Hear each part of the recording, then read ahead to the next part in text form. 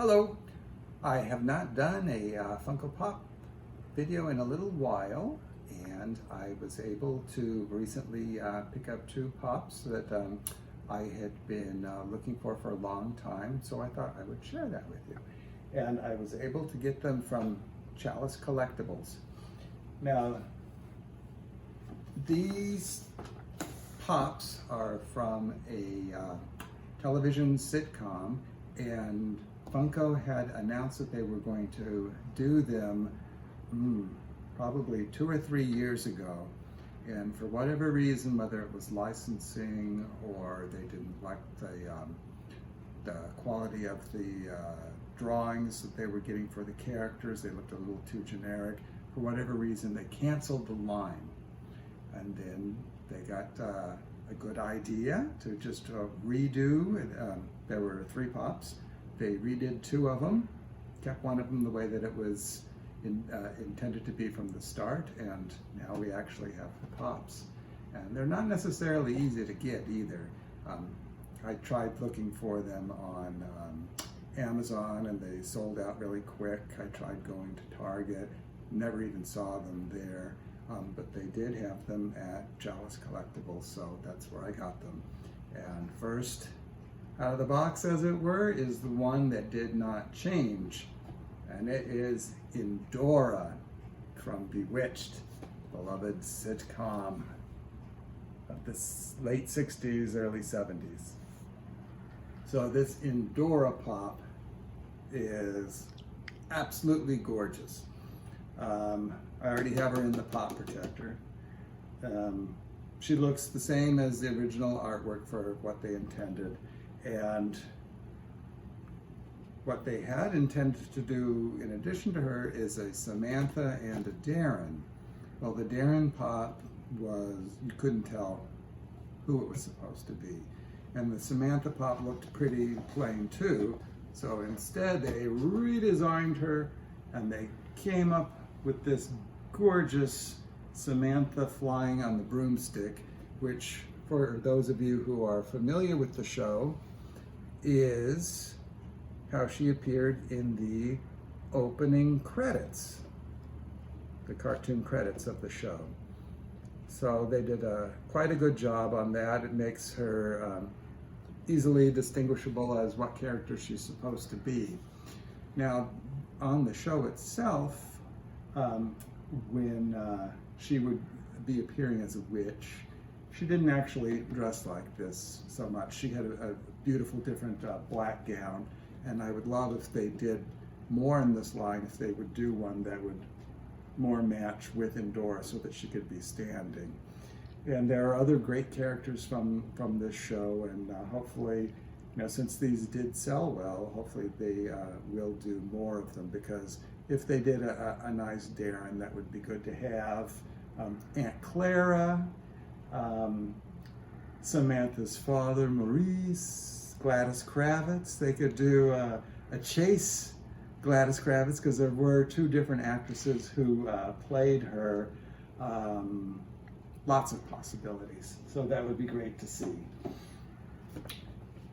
Thinking in lines of witches, I got something else, which is not a pop, but I thought I would share it with you, see if you all like it or not. It's an unusual piece. It'd be great if Funko did a pop of this, but we'll see. For those of you who are fans of cult midnight horror movie kind of things, perhaps you are familiar with the director Robert Fuest. I'm not exactly sure how you pronounce his name, but he did 2 fantastic films with Vincent Price, so you may know him from there. The Abominable Dr. Phibes and Dr. Phibes Rises Again. They're really kooky, fun, ceremonial, magic-y kind of crazy movies. Highly worth looking up. The director did a fantastic job with these movies. But then, in the 70s, this may have been the last film he made, before he transitioned into doing mostly television. And it is one of the most unusual horror films you could ever see. And it is called The Devil's Reign. Now, this is a movie that I would highly recommend that you never see unless you really like good, bad, culty horror movies.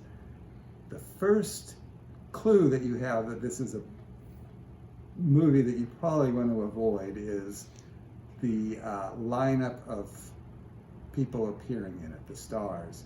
We have William Shatner, we have Ernest Borgnine, we have Eddie Albert, we have Tom Skerritt, we have Ida Lupino, we have Keenan Wynn, and we have appearing in his first on-screen role, John Travolta. Now, whenever you have a movie with that many stars in it, what does it usually mean? But they also had the folks who did the special effects makeup, I believe, for Planet of the Apes, and they also had Robert Fust, who is a director that knows how to work with color and, like I said, with magic.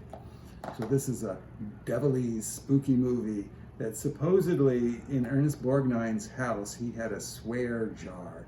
And anytime that you would mention the devil's reign, he would curse and he would have to put money in that swear jar. So, I was looking around online and found an unusual devil's reign kind of item. So we'll see if you all like this. This is from an artist who works in clay, and he calls himself the Clay Guy. And if you want to find his work, I would recommend you take a peek at his website, which is clayguy.com. He loves horror movies and cult stuff like that. He did not only this piece, but he's done pieces for Kolchak the Night Stalker. I think he has an Elvira, Nosferatu, a whole lot of stuff. So it's worth checking out his website. So when I saw this, I just had to have it.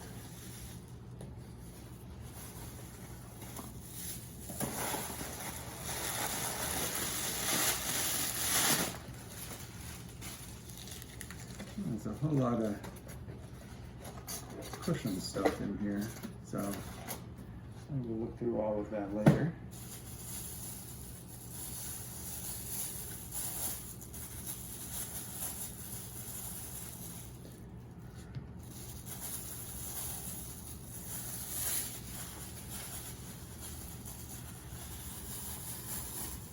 So like I said, not quite a Funko Pop at all, but a nice little figure that, if you are a fan of The Devil's Reign or horror movies, I'm sure you will appreciate this. Here we have Ernest Borgnine as Corbis from The Devil's Reign. Comes with a little stand that you can put him on. So it is a great likeness. This would make a great pop. I could see putting this with Black Phillip from The Witch. So he has a little base here, and I asked him if he would sign it. So actually he made 100 pieces. This is number 19 out of 100, and he signed it for me. So his name is Barry, so thank you very much, Barry. And there's a little nameplate for it here. I'll stick on there, and check it out, clayguy.com. And If you are looking for the Bewitched ones and you're not finding them, keep looking, because they're really nice pieces, and I do highly recommend them. So thanks for watching. Hope you're well. Stay well. Bye-bye. Hail, O deathless one. Who calls me from out of the pit? P.S. There was another item in the box that I just have to share with you.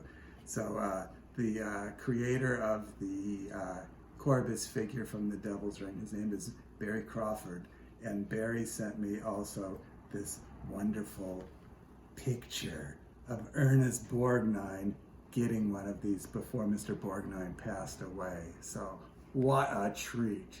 Mr. Crawford, thank you very much.